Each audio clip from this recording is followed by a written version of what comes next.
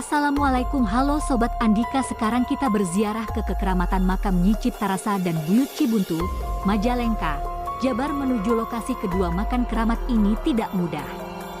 Orang harus berjuang ekstra keras.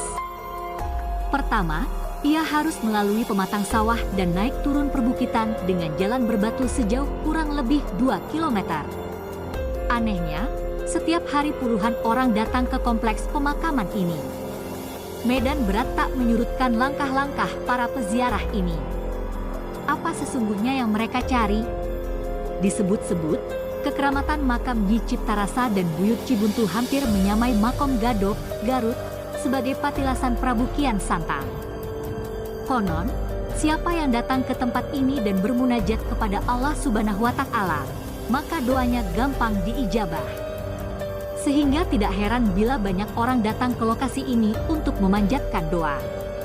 Sayangnya, banyak yang salah kaprah ketika bersimpuh di hadapan kedua makam ini. Mereka bukan meminta kepada Allah Subhanahu wa Ta'ala, melainkan kepada penghuni makam tersebut. Kuncen Nyi Ciptarasa senantiasa mewanti-wanti peziarah akan hal tersebut.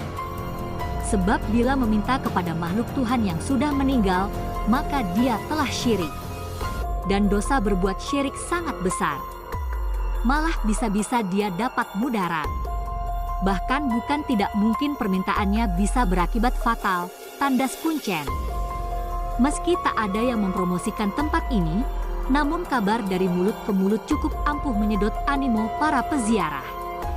Yang datang ke tempat ini pun dari beragam tempat. Rata-rata berasal dari luar Majalengka, seperti Bandung, Sumedang, Cirebon, Kuningan, bahkan Jakarta dan daerah Jawa Tengah. Menurut Kuncen, tiap hari ada saja yang datang ke tempat ini untuk memohon berkahnya. Dan pulangnya, mereka selalu membawa botol minuman kemasan berisi air dari Sumur Mas, Sumur Cikajayaan dan Pancuran Cikahuripan yang tak jauh dari kompleks makam. Buyut Cibuntu, kedua makam ini berada dalam komplek pemakaman yang disebut Sirah Dayeuh Ciomas. Letaknya di sebuah kampung di Desa Ciomas, Kecamatan Sukahaji, Kabupaten Majalengka. Komplek ini pun sering pula disebut keramat Buyut Cibuntu. Uniknya, banyak peziarah yang tak ambil pusing membedakan mana makam Buyut Cibuntu dan mana makam Nyi Ciptarasa. Sebenarnya, menurut Kuncen Dayeuh Ciomas, yang terkenal dan kerap diburu adalah makam Buyut Cibuntu. Namun, karena letaknya lebih jauh dan berada di atas bukit, maka orang memilih lokasi yang simpel. Peziarah merasa lebih senang bermunajat di makam Nyi Ciptarasa yang letaknya lebih nyaman dan terletak dalam sebuah bangunan permanen. Makam inilah yang justru lebih banyak diziarahi.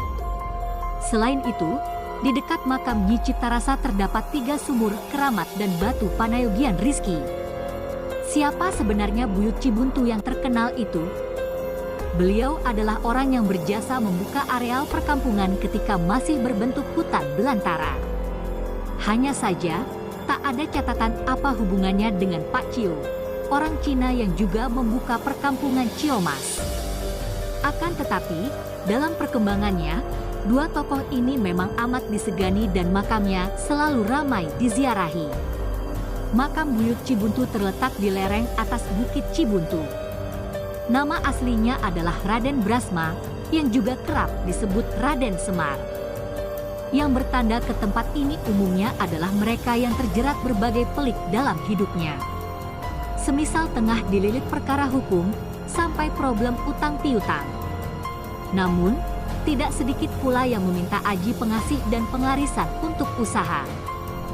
Hanya saja, para peziarah jarang mengunjungi makam Buyut Cibuntu. Sebab selain medannya lebih berat, hampir berada di puncak bukit, jalannya juga terjal dan licin bila hujan turun. Karena itulah Wirta, Kuncen Buyut Cibuntu, menyarankan agar doa dilantunkan di sisi pusara Nyi Ciptarasa yang tempatnya berada di dalam sebuah bangunan. Menurut cerita yang berkembang, makam Buyut Cibuntu paling dikeramatkan di antara tempat keramat yang ada di Sukahaji. Selain karena menuju ke lokasi yang sulit, makam Mbah Buyut Cibuntu juga dijaga harimau putih gaib. Harimau ini memang tak kasat mata dan juga tak pernah mengganggu manusia. Namun bagi mereka yang awas batin, pasti dapat melihat kehadiran harimau tersebut. Tanah dari makam Mbah Raden Brasma atau Buyut Cibuntu ini sering diambil oleh Wirta tiap hari Jumat Kliwon. Tanah itu lalu dimasukkan ke dalam bungkusan-bungkusan kecil oleh Mak Oyah, sang istri, untuk dibawa pulang oleh peziarah. Konon, bila tanah itu ditaburkan di sekitar rumah bisa menangkal segala macam balak seperti serangan santet, teluh dan guna-guna. Sekian dan terima kasih, semoga bermanfaat menambah wawasan para sobat Andika.